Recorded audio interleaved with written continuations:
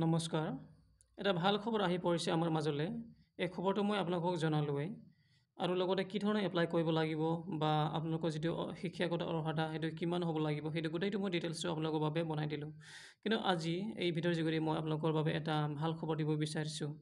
চাওক ছাত্ৰসকল, আপোনালোকে যদিহে চাকৰি কৰিম বুলি বিচাৰি আছে আৰু ভাল চাকৰি আৰু ষ্টেণ্ডাৰ্ডাইজড চাকৰি বুলি ক'ব পাৰি আৰু লগতে ভাল দৰমহা পোৱা চাকৰি আমাৰ অসমত যিমান তাৰ দুগুণ ইয়াৰ তুলনাত দুগুণ দৰমহা পোৱা চাকৰি সেইটো যদি আপোনালোকে বিচাৰে তেতিয়াহ'লে এইটো আপোনালোকে এবাৰ ট্ৰাই কৰি চাব। কাৰণ চাওক, আমাৰ যিটো চিলেকশ্যন প্ৰচিজাৰ মানে আমাৰ অসমৰ চিলেকশ্যন প্ৰচিজাৰ আৰু এই ৰেলৱে ৰিক্ৰুটমেণ্ট বৰ্ডৰ যিটো চিলেকশ্যন প্ৰচিজাৰ সেইটো বহুত পাৰ্থক্য আছে। আমাৰ যিটো অসমত আছে সেইটো অলপমান ক'বলৈ গ'লে বহুত টান। যদিহে আপোনাৰ যিটো টেটত যদিহে ভাল নম্বৰ নাপায়, চিটেটে হওক বা অসম টেটে হওক, আৰু লগতে আপোনাৰ যিটো একাডেমিক কোৱালিফিকেশ্যন তাত যদি ভাল নম্বৰ নাই তেতিয়াহ'লে আপোনালোকৰ চিলেকশ্যনত অলপমান হ'লেও অসুবিধাটো আহে।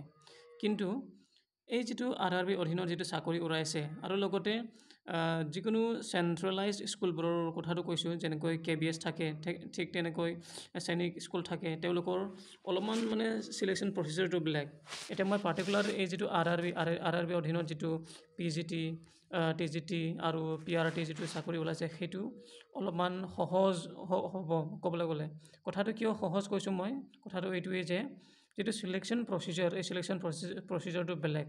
আমাৰ যিটো শিক্ষাগত অৰ্হতা বা একাডেমিক যিটো কোৱালিফিকেশ্যন এই কোৱালিফিকেশ্যনৰ যিটো নম্বৰ সেই নম্বৰৰ ওপৰত সেইটো ভিত্তি নকৰে। মানে আপুনি যেতিয়া এপ্লাই কৰাৰ পিছত যেতিয়া আপোনাৰ কল লেটাৰ আহিব পৰীক্ষাৰ বাবে CBT যিটো কম্পিউটাৰ বেছড টেষ্ট হ'ব, মানে এইটো অনলাইন হ'ব, কম্পিউটাৰত মানে আপুনি টেষ্টত দি দিব লাগিব। এইটো টেষ্টৰ পৰা যিটো আপুনি নম্বৰ পায় এই নম্বৰৰ পৰাহে কাট অফটো লোৱা হ'ব। মানে আপোনাৰ যিটো টেটৰ নম্বৰ আছিলে আগতে, যিটো টেট এপ্লাই কৰি যিটো পাছ কৰিলে এইটো নম্বৰ আৰু যিটো একাডেমিক যিটো নম্বৰ সেই নম্বৰবোৰ ইয়াত মানে একো কাম নিদিব। সেইবোৰ কেৱল মানে আপোনাৰ এপ্লাই কৰিবৰ কাৰণেহে এইটো এলিজিবিলিটি ক্ৰাইটেৰিয়া আছিলে। কিন্তু এতিয়া যদিহে আপুনি চিলেক্টেড হ'ব বিচাৰে তেতিয়াহ'লে কি কৰিব লাগিব, আপুনি যিটো CBT বা কম্পিউটাৰ বেছড টেষ্ট যিটো পৰীক্ষা লিখিব এই পৰীক্ষাত আপোনালোকে ভালদৰে যদি পাৰফৰ্ম কৰিব পাৰে, যদিহে ভালদৰে পাৰফৰ্ম কৰি ভাল নম্বৰ আনিব পাৰে তেতিয়াহ'লে আপোনাৰ চিলেকশ্যনটো হৈ যাব। অৱশ্যে কথাটো এইটো যে ইয়াত অকল লিখিবলগীয়া নাই, ইয়াত আপুনি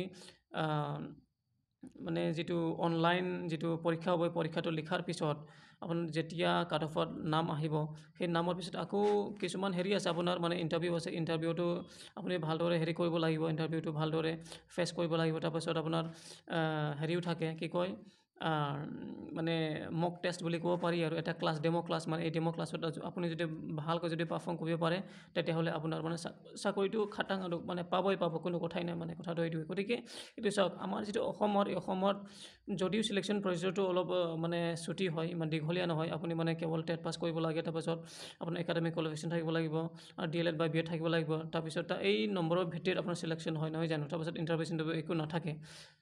তথাপিও এই যিটো চেণ্ট্ৰেলাইজড স্কুল যেনেকৈ এইটো RRB ৰেলৱে ৰিক্ৰুটমেণ্ট বৰ্ড সেই অধীনত যিটো চাকৰি ওলাইছে সেই চাকৰিবোৰ মানে অলপ সহজ ক'বলৈ গ'লে। আপুনি যদিহে মই এইমাত্ৰ ক'লোৱেই, যদিহে পৰীক্ষাত তেওঁলোকে যিটো পৰীক্ষা পাতিব পৰীক্ষা যদি ভাল নম্বৰ আনিব পাৰে আৰু ইণ্টাৰভিউ যদি ভালদৰে পাৰফৰ্ম কৰিব পাৰে তেতিয়াহ'লে আপোনাৰ চাকৰিটো খাটাং আৰু লগতে আপোনাৰ মানে থাকিবলৈও কোৱাৰ্টাৰো পায় আৰু লগতে যিটো দৰমহাও আমাৰ অসমৰ চাকৰিতকৈ দুগুণ। গতিকে এইটোকে মই আপোনালোকক জনাম বুলি এই ভিডিঅ'টো বনালোঁ। এইটো চাওক, আপোনালোকে চাই ল'ব ডেট অফ যিটো এপ্লিকেশ্যন এইটো 7 তাৰিখৰ পৰা হৈছিলে 6 ফেব্ৰুৱাৰীলৈকে হ'ব। বহুতো যথেষ্ট সময় আছে। গতিকে আপোনালোকে এপ্লাই কৰিব আৰু চাকৰিটো ল'বলৈ চেষ্টা কৰিব। ধন্যবাদ।